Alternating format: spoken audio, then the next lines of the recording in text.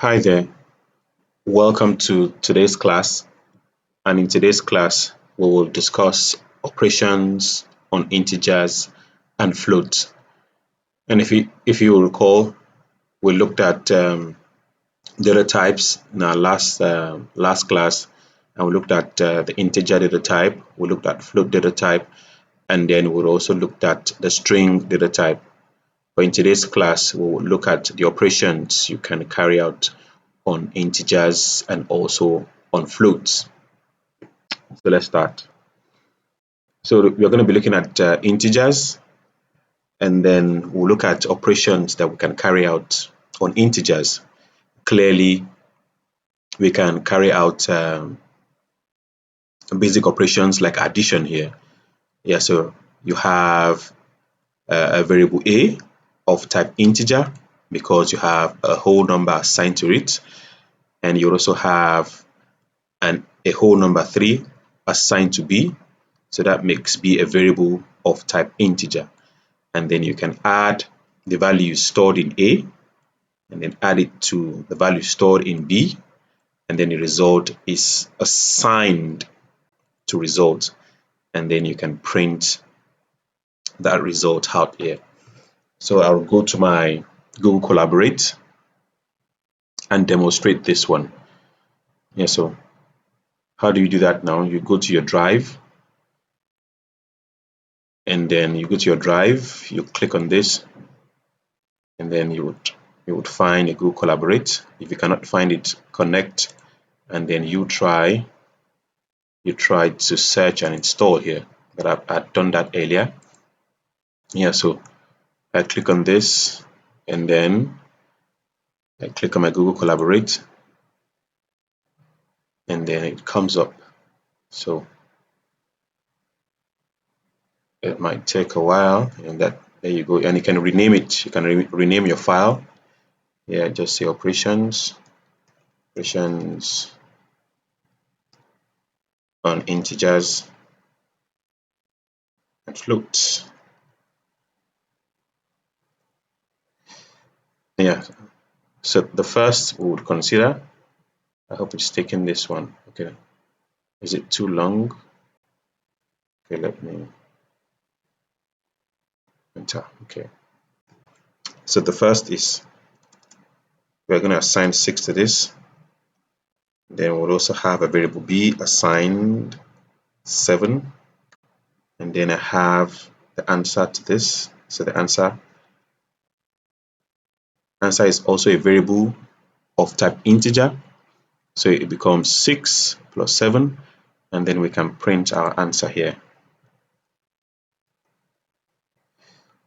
And there you go. You can hit the play button, and then you have the output.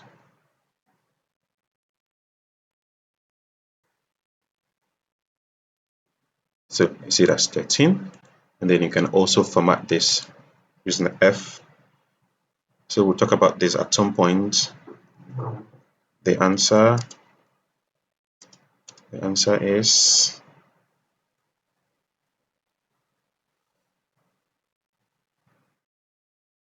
and then so do some formatting, and then it prints out nicely. The answer is, let's put this in capital T, and that prints out nicely.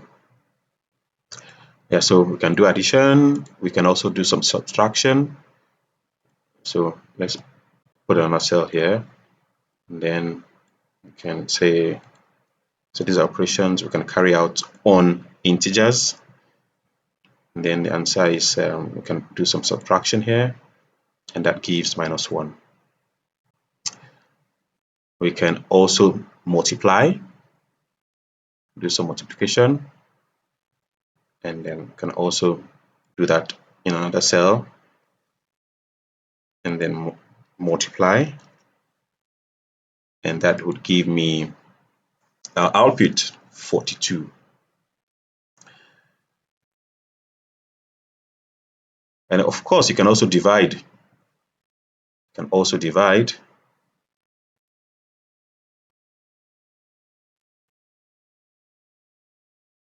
You can also divide. So put this here, and then 6 divided by 7. So that should give that's the output is 0.857.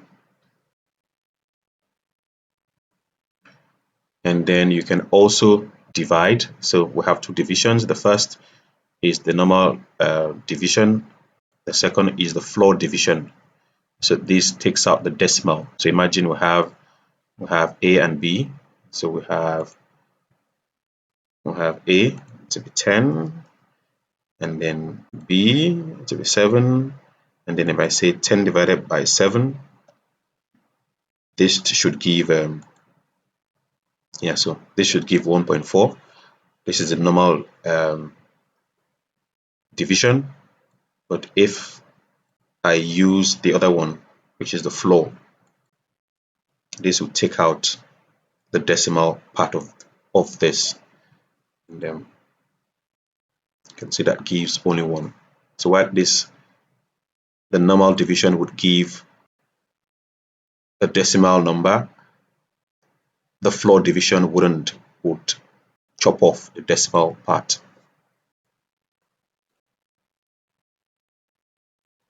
And then you also have the modulus here. So the modulus is used to get the remainder. So imagine you have this divided by 2, 8 modulus 2. If we run this, so it tells you that the remainder is 0. But imagine if we say 10 divided by 3, that should give a remainder 1. Yeah, so you can actually use this now to determine if a particular value is even or odd. So if it's odd, so imagine we have 5, and then this is 2. So if clearly we know that 5 is odd, it would give a remainder 1 if you divide it by 2. And then, so if we take this out and say 6, if we divide 6 by 2, that will be 3, and then you have no remainder, so that it gives 0. I hope this is clear. And then exponentiation, this is another operator here. So imagine you have 6 here, then you have 2 here, you have 2, and then you want to do A,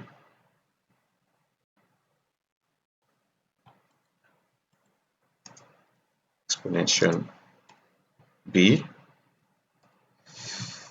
So that means 6 times 6, and that gives 36. That is 6 square.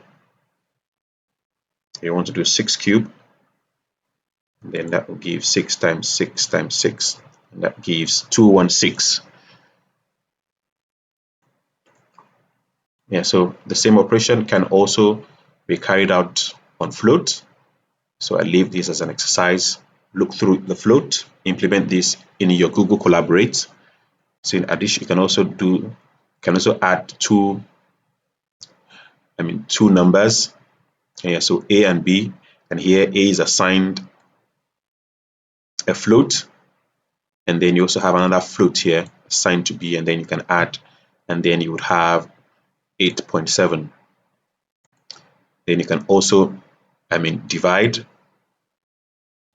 can also do the normal divide. You can also do the floor division, and exponentiation here as well too. And then you have some questions here. Yeah, so what differentiates the floor division from the normal division? So I hope to see your feedback in the comment section. And then you also have this: how can the modulus operator be used to determine if a number is odd or even? So thank you very much. See you in the next video.